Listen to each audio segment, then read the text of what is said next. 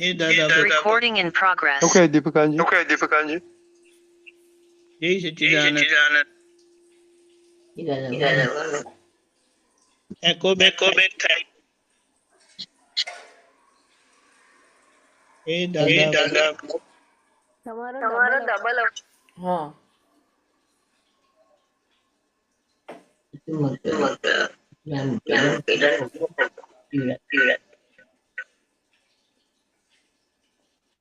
જય સચ્ચિદાનંદ. હા હવે બરાબર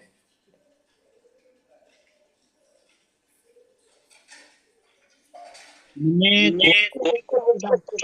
કિંચિત માત્ર પ્રમાણ ન દુભાવાય કે દુભાવવા પ્રત્યે ન અનુમોદાય એવી પરમ શક્તિ આપો.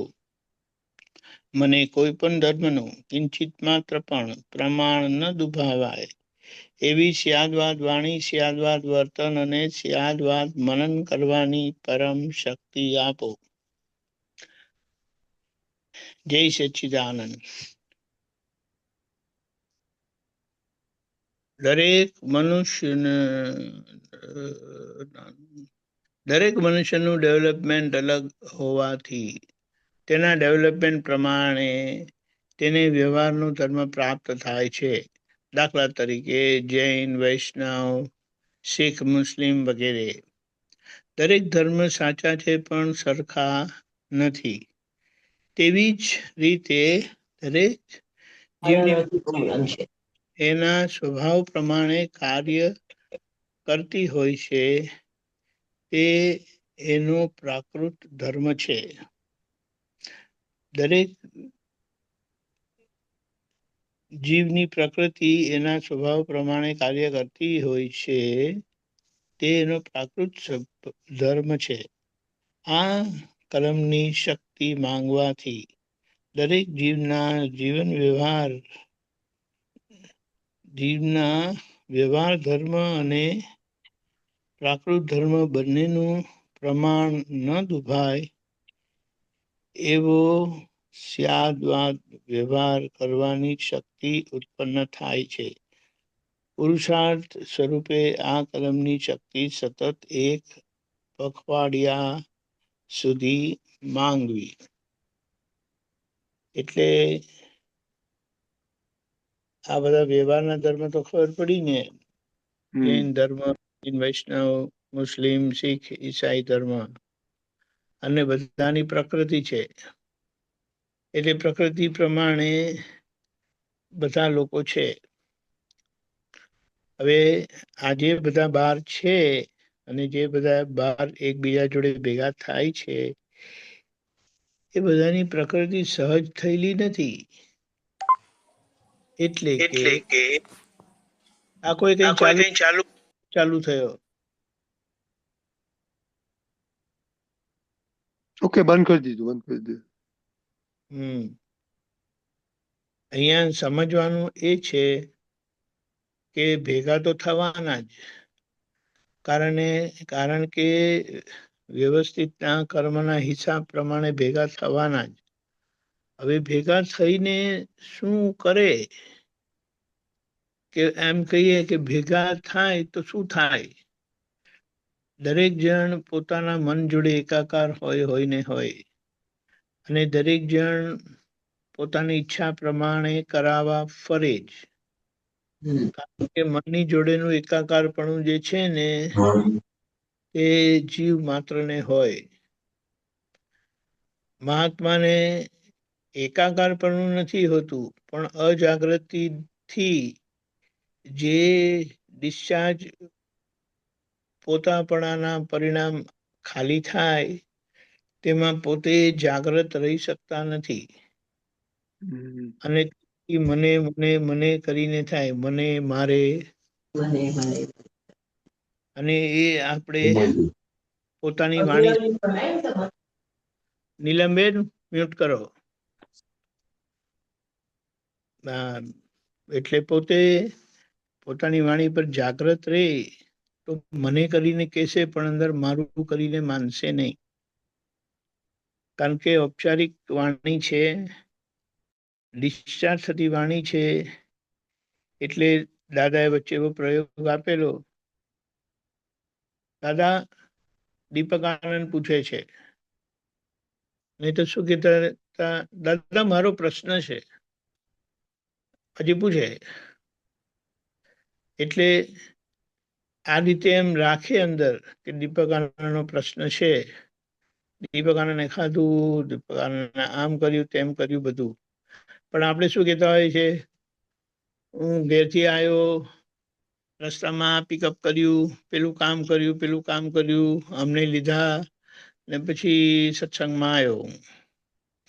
હવે એ વાણી તો વ્યવહાર જોડે સંલગ્ન છે એના ડિસ્ચાર્જ સ્વરૂપે, પણ ત્યાં આપણે જાગ્રત રહીને એમાં રહેવાનું છે. એટલે આજનું જે સૂત્ર છે 15 ફેબ્રુઆરી, તે આપણે જોઈએ, ધર્મનું પ્રમાણ ન દુભાય.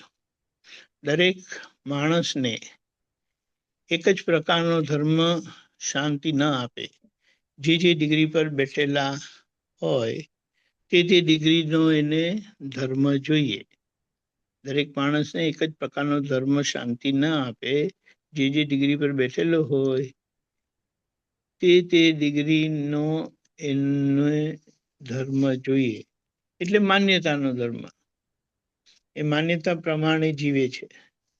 એટલે અહીંયા જાગ્રત રહીને, કારણ કે દરેક જણ એકબીજાના વ્યવહારમાં વાણીનો પ્રયોગ સ્વાભાવિક થાય જ છે, અને વાણી દ્વારા એ એમના અભિપ્રાય વ્યક્ત કરતા હોય છે.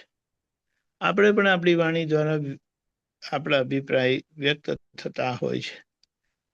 પણ જાગ્રત એને કીધા જે આ કલમની ભાવના રાખે છે ને, બીજી કલમની, તો ધીમે ધીમે બીજી કલમની ભાવનાથી પોતાની માન્યતા જ્યારે વ્યક્ત થાય છે વાણી દ્વારા, ત્યારે પોતે જાગ્રત રહે છે.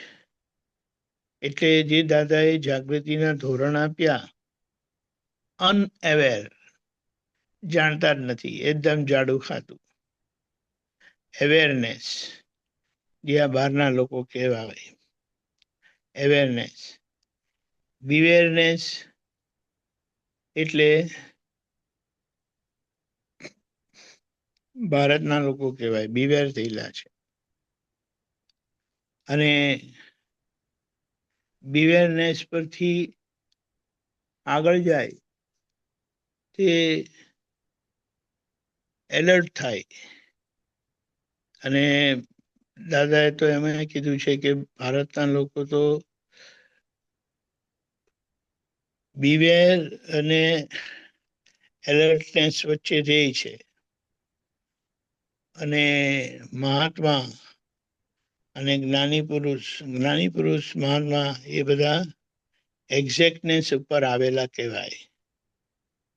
એટલે આખી એક આ જાગૃતિની ભૂમિકા પરથી આપણને આપણી સ્થિતિ ખબર પડે.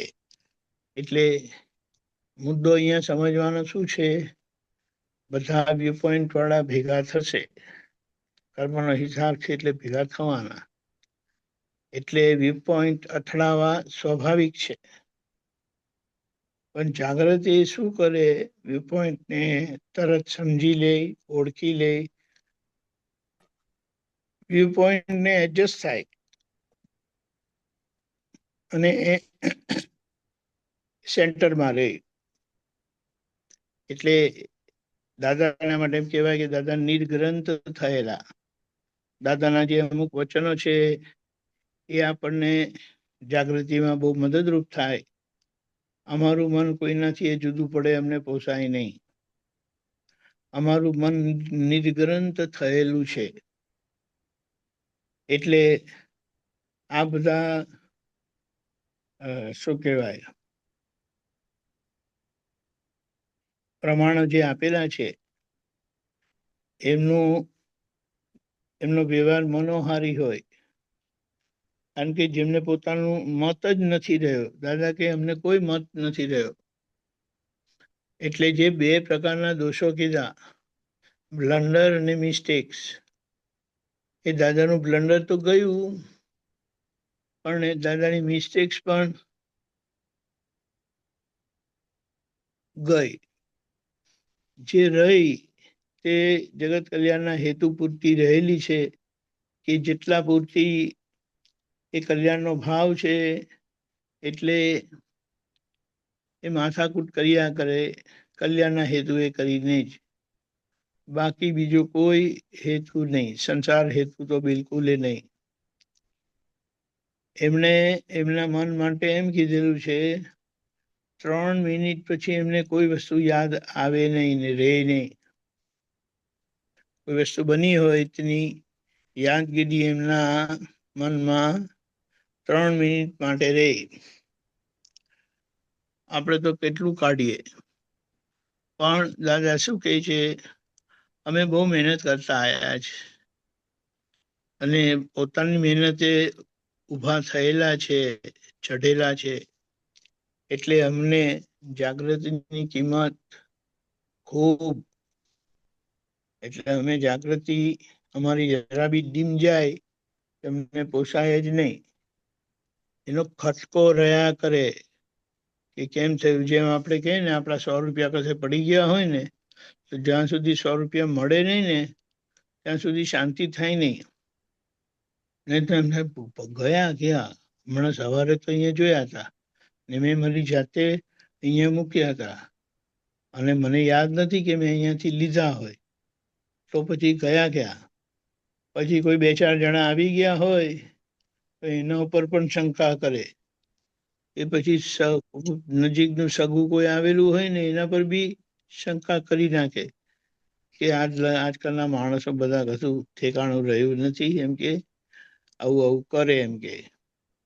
પણ મુદ્દો અને પછી કશેથી એવી જગ્યાથી નીકળી જાય.